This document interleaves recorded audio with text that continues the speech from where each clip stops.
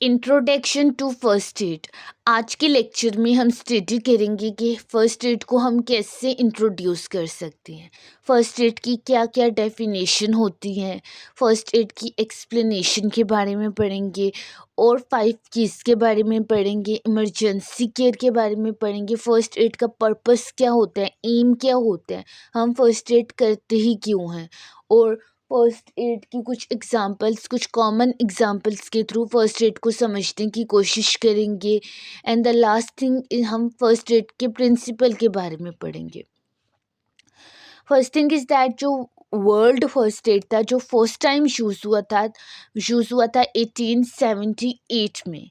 As मार्च, Friedrich as मार्च जो थे, Friedrich as मार्च भी कहा जाता है इन्हें। ये एक सर्जन थे, इन्होंने फर्स्ट टाइम इस वर्ड को यूज़ किया था 1878 में।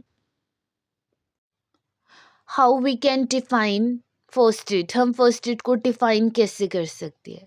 जब कोई एक्सीडेंट होता है, जब कोई सडन इंजरी होती है या इलनेस होती है, उस वक्त पेशेंट को, विक्टिम को जो इलाज दिया जाता है, वक्ती तौर पे उस विक्टिम को जो इलाज दिया जाता है, जो केयर दी जाती है, जो ट्रीटमेंट उसका किया जाता है, उससे फर्स्ट एड कहते हैं। अब या तो माइनर केस होगा या सीरियस केस होगा। माइनर केस में क्या होगा कि जब उस विक्टिम को केयर मिलेगी, ट्रीटमेंट मिलेगा, वो रिकवरी की तरफ आ जाएगा। लेकिन अगर कोई सीरियस केस है, इन द सीरियस केस जो फर्स्ट एड का पर्पस यही होता है कि उस बंदे को एटलीस्ट ज़िंदा रखा जा सके एम्बुलेंस आने से पहले। अगर उसकी बहुत ज़्यादा ब्लीडिंग आ रही है, उसका वक्ती तौर पे ये इलाज किया जाता है, उसको बैंडेज किया जाता है, उस जगह को प्रेस किया जाता है ताकि ब्लड आना स्टॉप हो। वक्ती तौर पे उसे इलाज दिया जाता है, और वो जो वक्ती तौर पे इलाज होता है उससे फर्स्ट एड कहते हैं। Next is explanation. बहुत से सीरियस केसेस होते हैं, उनमें जो फर्स्ट एड है उसका यही पर्पस होता है कि उस बंदे को, उस विक्टिम को एटलीस्ट ज़िंदा रखा जा सके। अब फर्स्ट एड जो है, फर्स्ट एड में बहुत सी टेक्निक्स यूज़ होती है। पर्सन जो होता है, जो विक्टिम होता है, उसकी लाइफ को सेव करने के लिए बहुत सी टेक्निक्स यूज़ होती हैं। अब उनमें जो मेजर है वो है CPR, wound care, bleeding control and many more. CPR जो है, CPR क्या होता है? CPR cardiopulmonary resuscitation. ये एक ऐसा प्रोसीजर है, ऐसी टेक्निक है, इसमें वो विक्टिम जो होता है उसका सांस आना बंद हो जाता है या उसे सांस आने में मुश्किलात पेश आ रही होती है। इस टेक्निक में क्या किया जाता है, उसका हार्ट जो होता है उसे कंप्रेस किया जाता है, उसे पंप किया जाता है कि वो दोबारा सांस ले सके। वाउंड केयर में यही किया जाता है, उसे बैंडेजेस किए जाते हैं। ब्लीडिंग कंट्रोल में अगर मींस माइनर लेवल पे ब्लीडिंग हो रही है, तो जब आप उससे उस जगह को प्रेस करेंगे जहाँ से ब्लीडिंग हो रही है, वो ब्लीडिंग आना आफ्टर सम मिनट्स स्टॉप हो जाएगी। लेकिन अगर वो बहुत सीरियस कंडीशन है, बहुत ज़्यादा ब्लीडिंग हो रही है, एट दैट टाइम उससे कुछ टाइम तक, मीन्स कि उसकी कुछ हद तक ब्लीडिंग आना स्टॉप होगी, सारी नहीं स्टॉप होगी। एम्बुलेंस आने से पहले, डॉक्टर के से ले जाने से पहले उसे वक्ती तौर पे जो इलाज दिया जाएगा उसे तो फर्स्ट एड बोलेंगे, लेकिन उसका जो पर्पस होगा वो यही होगा कि जो ब्लीडिंग है उसको कम से कम कंट्रोल किया जाए। आप उसे स्टॉप अगर नहीं कर पा रहे, एटलीस्ट उसे कुछ हद तक कंट्रोल कर सकें, ताकि जो विक्टिम है उसकी लाइफ को एटलीस्ट सेव कर सके। और जो फर्स्ट एड होता है उसका गोल यही होता है कि वो पर्सन, विक्टिम जो मीन्स पेशेंट है, उसको एटलीस्ट स्टेबल किया जाए, उससे दोबारा बेहतरी की तरफ लाया जाए। जब तक कोई मेडिकल हेल्प नहीं आती, डॉक्टर हेल्प मीन्स डॉक्टर के पास नहीं लेके जा सकते फिजिशियन, और जब तक एम्बुलेंस नहीं आती, उसे जो वक्ती तौर पे उसका इलाज किया जाए for saving life. Next is, what are the 5 keys of first aid. First aid जो होता है उसमें ऐसी 5 कीज कौन सी यूज होती हैं? First is D mean danger. जो सिचुएशन है उसको आप as soon as possible, means जल्दी से जल्दी जितना पॉसिबल हो सके उस सिचुएशन तक एक तो आप पहुँचे, दूसरा उसको समझने की कोशिश करें। आप वाउंड्स जो हैं उनको ढूँढें, उनका जल्दी से जल्दी ट्रीटमेंट करें। आर फॉर रिस्पॉन्स मीन्स कि विक्टिम जो है उसके चेक करें वो मीन्स अपने होश में भी है या नहीं है, उसके वाइटल साइंस को चेक करें।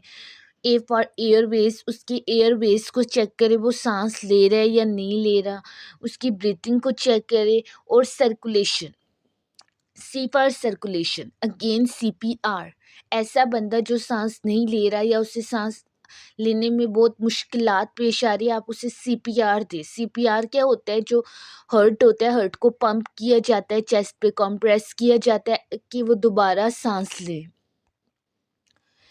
Medical emergencies, medical emergencies means कि एक तो माइनर केस होंगे और दूसरा सीरियस केस होंगे। माइनर केसेस जो होंगे उनमें कट आएगा, स्क्रैप्स आएंगे या माइनर बर्न आएगा, और जो सीरियस केसेस होंगे उसमें हार्ट अटैक आएगा, स्ट्रोक आएगा, सीवियर ब्लीडिंग आएंगी। इन दोनों केसेस में जब तक माइनर केस में तो वो रिकवरी की तरफ आ जाएगा, लेकिन जो सीरियस केस है उसमें जब तक कोई प्रोफेशनल हेल्प नहीं आती, एम्बुलेंस नहीं आती, डॉक्टर फिजिशियन जो जिसके पास भी आप नहीं लेके जा सकते, इसका पर्पस यही होता है कि उस पेशेंट को, उस विक्टिम को एटलीस्ट जिंदा रखा जा सके। Next, emergency care. Emergency care किसे कहते हैं? फॉर एग्जाम्पल, कोई एक्सीडेंट हुए, कोई बंदा पानी में डूब गया या वो जल गया, कोई सडन अटैक आ गया, इन सब सीरियस केसेस में जो फौरी तौर पे मेडिकल केयर दी जाती है, मेडिकल ट्रीटमेंट दिया जाता है, उससे इमरजेंसी केयर कहते हैं। Next is AIIMS of first aid. First aid जो है उसका पर्पस क्या है, उसका मकसद क्या है, हम फर्स्ट एड करते ही क्यों हैं? First thing is to save life, जब किसी की लाइफ को सेव करना होता है, मीन्स एक तो आप डायरेक्टली जाके उस विक्टिम की लाइफ को सेव करते हैं और एक आप इनडायरेक्टली उसकी लाइफ को सेव कर रहे होते हैं। डायरेक्टली की अगर बात करें, फॉर एग्जांपल कोई ज़िलज़िला आ गया और बहुत से लोग जो है अंडरग्राउंड हो गए, मीन्स उस मलबे के नीचे आ गए, जो first as a first aider जो होगा वो जाएगा और उन पर्सन को मीन्स सेव करेगा, उनकी ज़िंदगी को बचाएगा, उन्हें वहाँ से निकालेगा, उन्हें एक प्रोटेक्टिव प्लेस पे लेके जाएगा, उनका केयर ट्रीटमेंट करेगा। और जो दूसरी मीन्स की केस ये हो सकता है कि जब कोई बम ब्लास्ट होता है, बहुत से लोगों को इंजरीज आती है, at that time first aider जो होता है जाता है, उनकी हेल्प करता है, उन्हें केयर देता है, उन्हें ट्रीटमेंट देता है और उनका इलाज करता है वक्ती तौर पे। और इसके अलावा जो है मीन्स फॉर एग्जांपल, अगर डायरेक्टली बात की जाए, एक बंदा है उसका एक्सीडेंट हो गया, स्वेयर किस्म का, फर्स्ट एडर जाएगा, उसकी हेल्प करेगा, मीन्स के। और जब आप मीन्स इनडायरेक्टली कैसे कर रहे होते हैं, जब कोई पर्सन है उसे बहुत ज़्यादा लग गई है और आप उसका इलाज कर रहे होते हैं, एम्बुलेंस आने से पहले उसका जो वक्ती तौर पे उसे ज़िंदा रखने के लिए उसका इलाज कर रहे होते हैं, वो उसकी ज़िंदगी उसकी बचती है उससे। अगर फॉर एग्जांपल एक बंदे उसे बहुत स्वेयर किस्म की ब्लीडिंग हो रही है और आप उसकी ब्लीडिंग को बैंडेज नहीं कर रहे, वो ब्लीडिंग हो रही है, एक वक्त आएगा वो उस बंदे की डेथ हो जाएगी। और जब आप उसकी एटलीस्ट बैंडेज कर देंगे, ब्लीडिंग आना कंट्रोल हो जाएगी, स्टॉप ना भी हो एटलीस्ट कंट्रोल हो जाएगी, तो एक तरह से वो पर्सन जो है विक्टिम, उसकी लाइफ सेव हो जाएगी। और बाकी इसका यही पर्पस होता है कि बाकी और मीन्स कि वो विक्टिम, उसे जो नुकसान पहुंच चुके उसे मज़ीद हार्म ना हो, मज़ीद इंजरीज ना आए, मीन्स को उसको मज़ीद इंजरीज से, हार्म से प्रोटेक्ट करते हैं और उस विक्टिम को बेहतरी की तरफ लेके आते हैं, उसकी रिकवरी स्टेजेस की तरफ लेके आते हैं। माइनर केसेस में तो वो विद सम डेज रिकवर हो जाएगा, लेकिन सीरियस केसेस में कुछ टाइम लगेगा आफ्टर ट्रीटमेंट, अगर वो ठीक हो सकता है। Next is faces of first aid. First aid जो है उसमें कौन कौन सी फेसेस हो सकती है। पहली फेस तो ये हो सकती है कि first aid means first aid की पहली जो मीन्स फेस है वो सेल्फ एड हो सकती है। वो विक्टिम जैसे लगी है, अगर वो अपने सेंसेस में है तो वो खुद अपना ट्रीटमेंट करे। वो मीन्स किसी की हेल्प, किसी के आने से पहले ही अपनी हेल्प कर ले। कोई आएगा फिर आगे बैंडेज करेगा, तब तक काफ़ी ज़्यादा ब्लीडिंग हो जाएगी।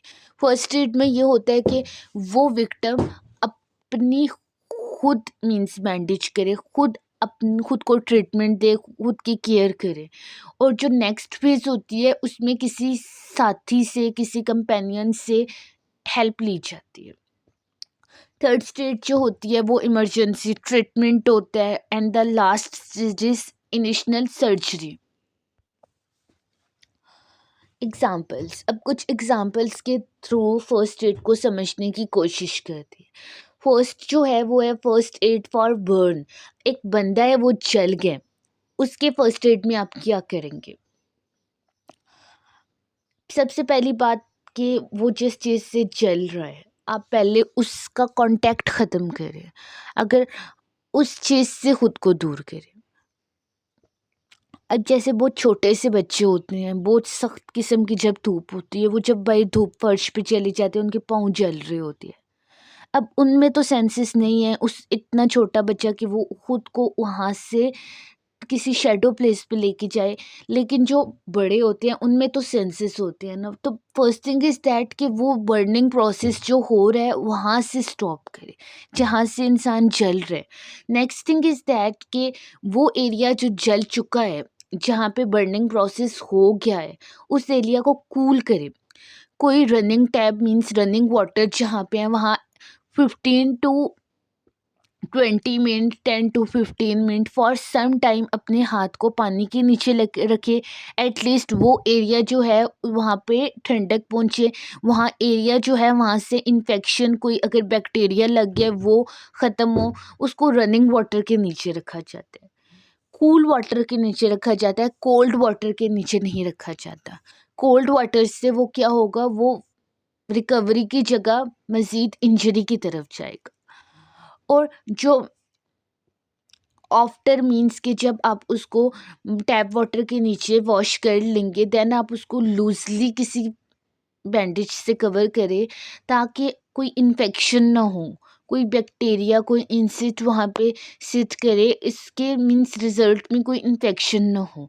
और आइस का यूज़ नहीं करते क्योंकि आइस जो होती है टिश्यूज़ को, कैपिलरीज को डैमेज करती है।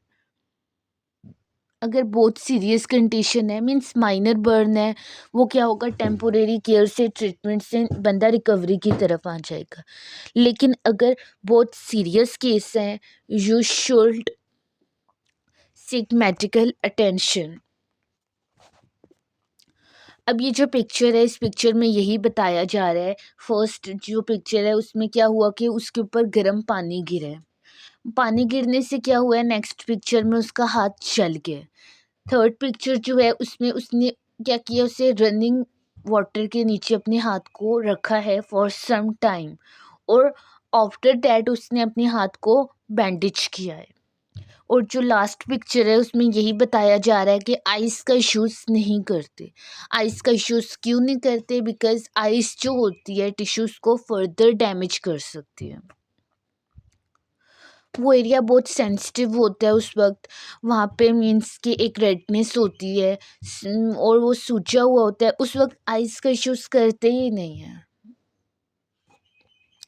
That is very dangerous for that area.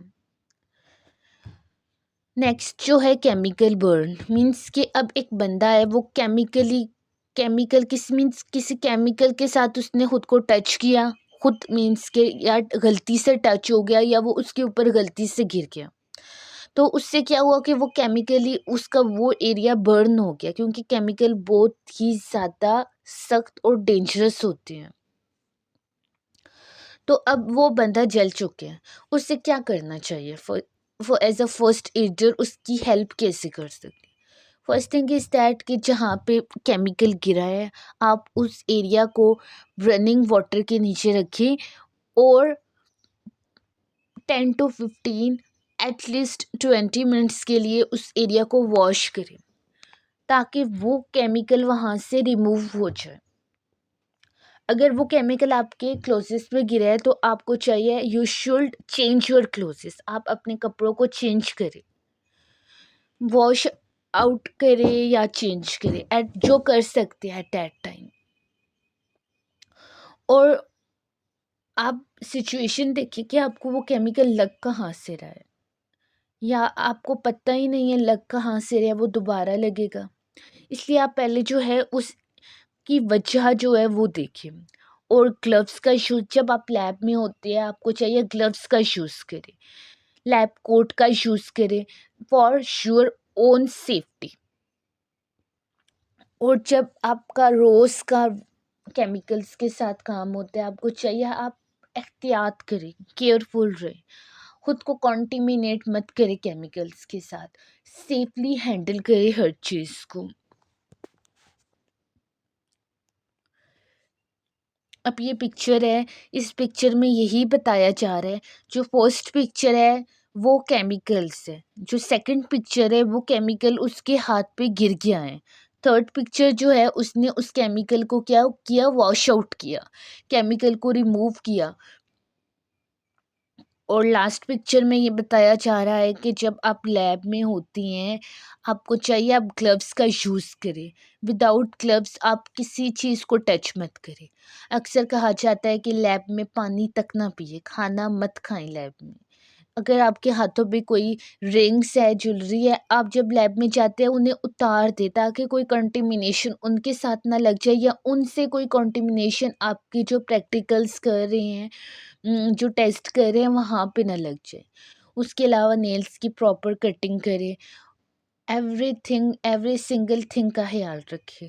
और आफ्टर लैब आप अपने हाथों को बहुत अच्छी तरह वॉश करें एटलीस्ट 2 मिनट्स।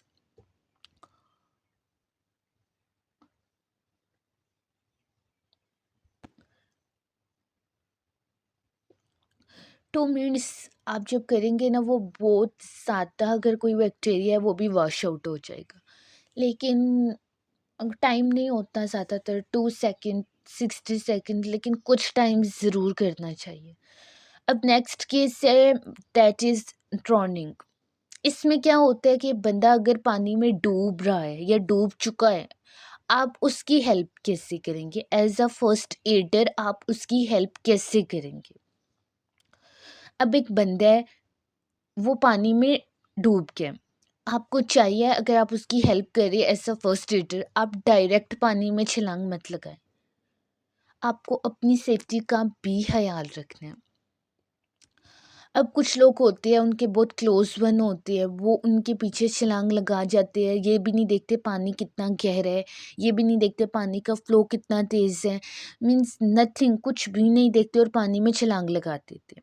अक्सर आप सुनते हैं एक बंदा पानी में डूबा, उसको बचाने के लिए दूसरा गया, वो भी डूब गया। ऐसा नहीं करना। अगर आप किसी की हेल्प कर रहे हैं तो आप उसकी हेल्प कर रहे हैं, खुद को ख़तरे में नहीं डालना।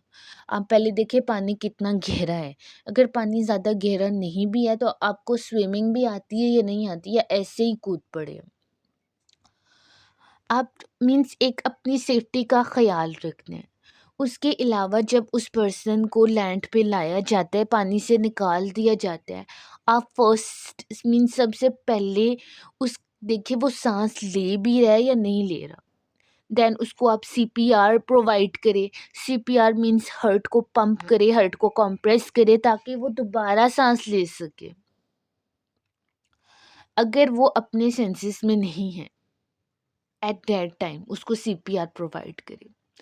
और अगर वो अनकॉन्शियस मीन्स के सेंसेस में भी नहीं है और सांस भी ले रहे हैं, तब उसे आप क्या करें कि एक रिकवरी पोजीशन, उसका हेड डाउन करते हैं, नीचे की तरफ करते हैं उसकी बॉडी से, और मीन्स के ताकि अंदर की जो पानी है वो बाहर की तरफ आए।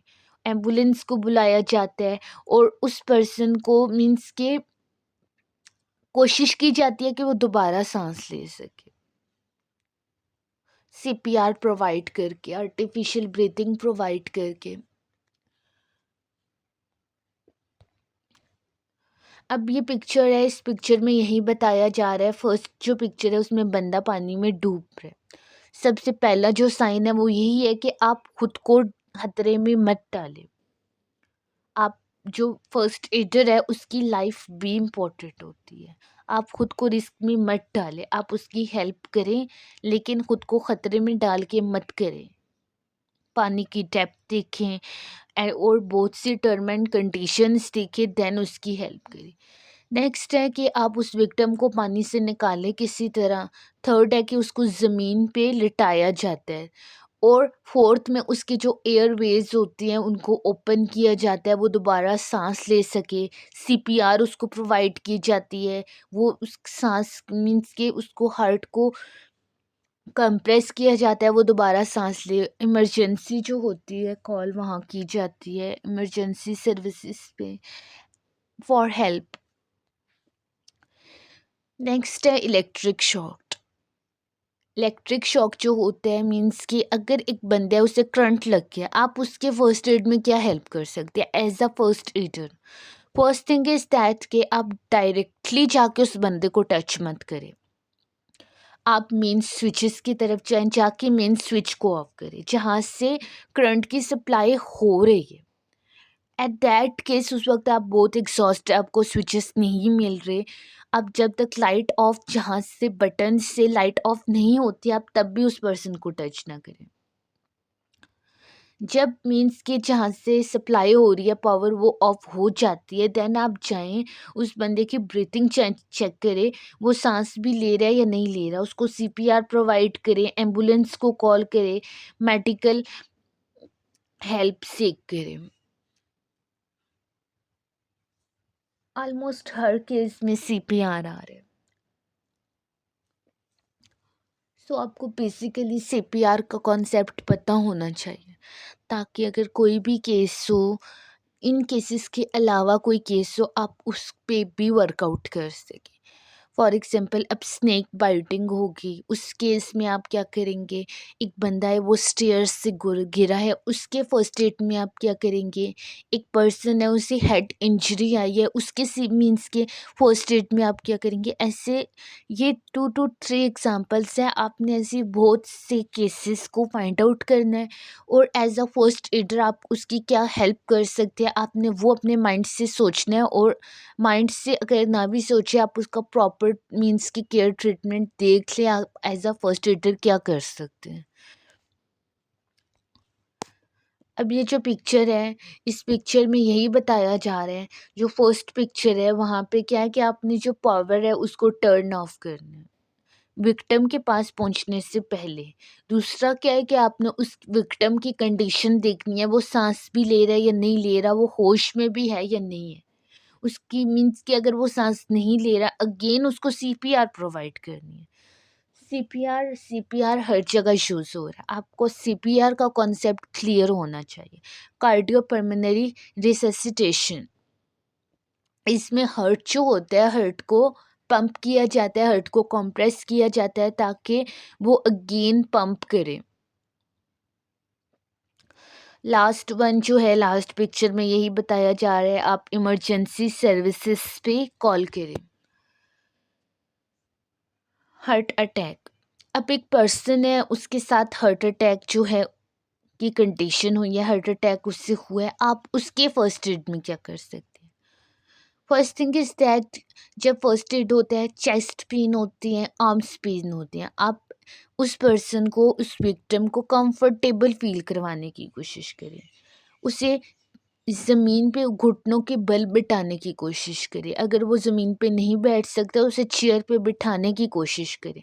अगर वो ज़मीन पे बैठ गया है, उसे प्रॉपर सपोर्ट दें, उसे कुशन्स वगैरह रखें, उसके हेड के नीचे, उसके पाँव के नीचे उसे एक प्रॉपर सपोर्ट दें। और एस्प्रिन की टैबलेट्स 1300 mg की होती है, वो उसे दे ताकि वो उसने अपने दांतों के नीचे चुबाता रहे जब तक कोई एम्बुलेंस नहीं आती, जब तक उसे मीन्स के प्रॉपर हॉस्पिटल तक नहीं लेके जाया जाता। वो उस टैबलेट को प्रॉपर मीन्स के अपने दांतों के नीचे चुबाता रहे। ये सब मीन्स फर्स्ट एड उस कंडीशन में होंगे जब वो अपने सेंसेस में होगा विक्टिम। अब एक विक्टिम है, वो अपने सेंसेस में ही नहीं है, तो उसके साथ ये फर्स्ट एड नहीं कर सकते। उसके लिए कि ये क्या किया जाएगा, उस पर्सन को सीपीआर दिया जाएगा और उसको मीन्स के उसको दोबारा सांस लेने की कोशिश की जाएगी कि वो दोबारा सांस ले, उसके लिए उसे सीपीआर प्रोवाइड किया जाएगा।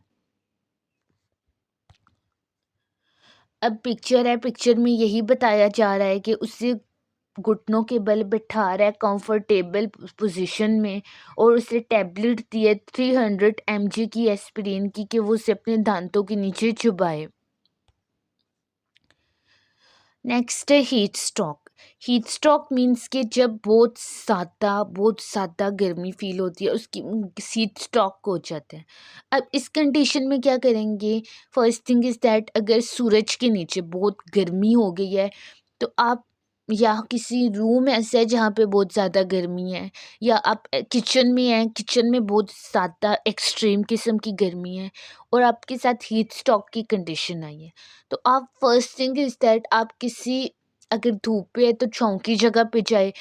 अगर कोई ऐसा बंद रूम है जहाँ पे आपको सांस लेने में मसला आ रहा है या हीट स्ट्रोक जो है हुआ है, आप सबसे पहले ओपन रूम में जाएं, बड़े रूम में जाएं, शैडो प्लेस पे जाएं, कूल एयर में जाएं, अंडर फैन जाएं, वहाँ जाके लेटे और अपने पाँव को एलिवेट करें, फैन का यूज़ करें ताकि जो टेम्परेचर है आपकी बॉडी का, आपके रूम का थोड़ा कम हो।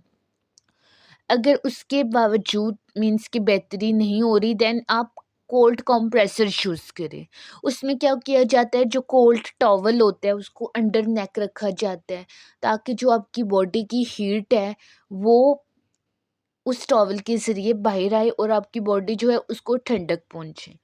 जूसेस पिए जाते हैं फॉर मेंटेनिंग द टेम्परेचर। ठंडा पानी पिए ज़्यादा से ज़्यादा। उसके अलावा पानी के अलावा जूसेस का यूज़ करें ताकि आपकी बॉडी की जो हीट है वो कम हो। अब पिक्चर है, पिक्चर में यही बताया जा रहा है, फर्स्ट है कि उसको सूरज से हीट स्ट्रोक हुआ है, मीन्स के सूरज जो है उससे उसको हीट स्ट्रोक हुआ है। अब फर्स्ट पिक्चर जो है उसमें क्या है कि वो शैडो प्लेसेस की तरफ चला गया, अंडर कूल प्लेस। थर्ड में वहाँ जाके वो ज़मीन पे लेटा और उसने अपने पाँव ऊपर की तरफ किए। थर्ड पिक्चर में जो उसने बहुत टाइट क्लोथ्स पहने थे उन्हें लूज़ किया, मीन्स कि चेंज किया, लूज़ क्लोथ्स पहने। फोर्थ पिक्चर में फ़ैन का यूज़ किया। फिफ्थ पिक्चर में टॉवल यूज़ किया ठंडा। और लास्ट पिक्चर में फ्लूइड्स, जितने हो सकते हैं आप फ्लूइड्स पिए, ठंडा पानी पिए ताकि आपकी बॉडी का जो टेम्परेचर है वो अगेन नॉर्मल हो। लास्ट हेडिंग है प्रिंसिपल्स। कौन कौन से प्रिंसिपल्स मीन्स के फर्स्ट एड के हो सकते हैं। First thing is that be calm and quick. जब कोई ऐसी सिचुएशन हुई है, कोई एक्सीडेंट हुआ है, कोई इंजरी हुई है, कोई इलनेस हुई है, कुछ भी हुआ है, एट दैट टाइम आपने खुद को काम रखना है, पुरसकून रखने की कोशिश करनी है, अपने माइंड को काम रखना है, मीन्स के एग्जॉस्ट नहीं होना। जब बंदा बहुत ज़्यादा घबरा जाता है तो बहुत एग्जॉस्ट हो जाता है, काम नहीं रहता, उस वक्त वो जो ठीक काम कर रहा होता है वो भी ठीक से नहीं होता। जब आप मीन्स के पुरसकून होंगे देन आप जो पेशेंट है, जो विक्टिम है, उसे भी पुरसकून कर सकते हैं। अब जो विक्टिम है, आप खुद इतना घबरा गया कि वो आपसे ज़्यादा घबरा जाएगा, आपने खुद भी पुरसकून रहना है और विक्टिम को भी पुरसकून रखने की कोशिश करनी है और जितना जल्दी हो सके सारी सिचुएशन को डील करना है। स्लोली वर्कआउट नहीं करना। आप जल्दी से जल्दी उस विक्टिम के वाउंड्स को फाइंड आउट करें और उनका ट्रीटमेंट स्टार्ट करें। जितना स्लोली वर्कआउट करेंगे उतना ही विक्टिम की लाइफ डेंजर में होती है एट दैट टाइम। इसलिए हर काम को क्विकली करना है और अपने माइंड को काम रखना है और जो विक्टिम है उसे भी काम रखने की कोशिश करनी है। अब ऐसा नहीं है कि आप इतने एग्जॉस्ट हो गया, आपका विक्टिम जो है वो डबल एग्जॉस्ट हो गया और वो उसकी बॉडी शॉक कंडीशन में चली गई। ऐसा नहीं करना। खुद भी काम रहना है, विक्टिम को भी काम रखना है, और एज सून एज पॉसिबल आपने ट्रीटमेंट स्टार्ट करना है, जो भी आप वक्ती तौर पे उसका ट्रीटमेंट कर सकते हैं। अगर वो सांस नहीं ले रहा, उसे आर्टिफिशियल रिस्पायरेशन फौरी तौर पे दी जाती है। उसके अलावा अगर बहुत स्पेयर किस्म की ब्लीडिंग हो रही है या माइनर किस्म की ब्लीडिंग हो रही है, एट दैट टाइम उस जहाँ से ब्लीडिंग हो रही है उस जगह को ज़ोर से प्रेस किया जाता है। आफ्टर सम मिनट्स क्या होगा, अगर माइनर तो ब्लीडिंग है वो उससे क्या होगी, बंद हो जाएगी। लेकिन अगर सीरियस है तो वो बंद तो नहीं होगी, लेकिन कुछ हद तक कंट्रोल हो जाएगी। उसको प्रॉपर बैंडेज किया जाए और पर्सन जो है विक्टिम उसको काम रखने की कोशिश करे, ताकि वो उसकी बॉडी शॉक कंडीशन में ना जाए, वो शॉक कंडीशन में ना चला जाए। अगर आप ट्रांसपोर्ट का वेट कर रहे हैं, एम्बुलेंस का वेट कर रहे हैं, एट दैट टाइम आपको चाहिए कि विक्टिम जो बाहर, अगर मौसम अच्छा है आप उसको ओपन एयर में बिठाएं, लेकिन अगर बहुत शदीद किस्म की धूप है तो आप उसे किसी ऐसी जगह बिठाएं जहाँ पे ए- हवा हो, जहाँ पे एयर हो, फ्रेश ऑक्सीजन हो।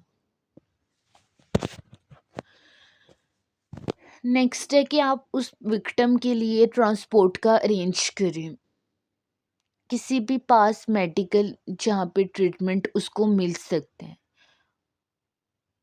और जो आपके पास फर्स्ट एड के इक्विपमेंट्स होते हैं अगर आपके पास मौजूद है तो उन्हें यूज़ करें। और जब कोई मीन्स के ऐसा एक्सीडेंट होता है या कोई मीन्स के ऐसी सिचुएशन होती है वहाँ पे लोगों का बहुत ज़्यादा क्राउड हो जाता है, बहुत लोग इकट्ठे हो जाते हैं, उससे क्या होता है कि वो विक्टिम बहुत, और एक तो काम नहीं रहता, उसके अलावा उसे ऑक्सीजन की प्रॉब्लम स्टार्ट हो जाते हैं, उसकी life at that time danger में होती है। आप सबसे पहले कोशिश करें कि बहुत से लोगों का क्राउड ना बने, और जब आप उस पर्सन के विक्टिम के क्लोसेस ब्लीडिंग वाले या कट वाले रिमूव कर रहे होते हैं, या एट एरिया अगर फॉर एग्जांपल हाथ पे लगी है एक्सीडेंट में और आपने उसका ट्रीटमेंट स्टार्ट करना है, अब आपने ट्रीटमेंट स्टार्ट तभी करेंगे जब वहाँ से हैंड के ऊपर से वो क्लोज वहाँ से रिमूव होगा, और जब आप उसका क्लोज रिमूव करें आपने ऐसे रिमूव करना है कि वो रिकवरी की तरफ जाए, मज़ीद इंजरी की तरफ ना जाए, बहुत एहतियात से रिमूव करना है। किसी किस्म की इंजरी मीन्स बेहतरी की तरफ लेके जाना है, उसे मज़ीद इंजरी की तरफ लेके नहीं जाना। और जब कोई एक्सीडेंट होता है वो विक्टिम शॉक्ड कंडीशन में चला जाता है, बहुत ठंडा हो जाता है, आपने उसको वार्म रखने की कोशिश करनी है और उसको पेश डॉक्टर के पास लेके जाएं और हॉस्पिटल लेके जाएं as soon as possible. And the last thing is that कि जब कोई सीरियस एक्सीडेंट होते हैं जिसमें उस बंदे की लाइफ जा सकती है या जा चली जाती है, तो आपको चाहिए आप डायरेक्टली खुद को उसमें इन्वॉल्व ना करें, आप फर्स्टली पुलिस को इन्फॉर्म करें, क्योंकि एट द एंड फिर आपकी हेल्प आपके लिए प्रॉब्लम बना सकती है। तो आप पुलिस को ज़रूर इन्फॉर्म करें, एम्बुलेंस को कॉल करें, उसकी हेल्प करें जो आप कर सकते हैं, लेकिन जो पुलिस है उसको बताना भी ज़रूरी है। Thank you so much. और अगर आपको किसी भी क्वेश्चन की समझ नहीं आई या मेरे किसी पॉइंट की समझ नहीं आई, you can ask in comment box.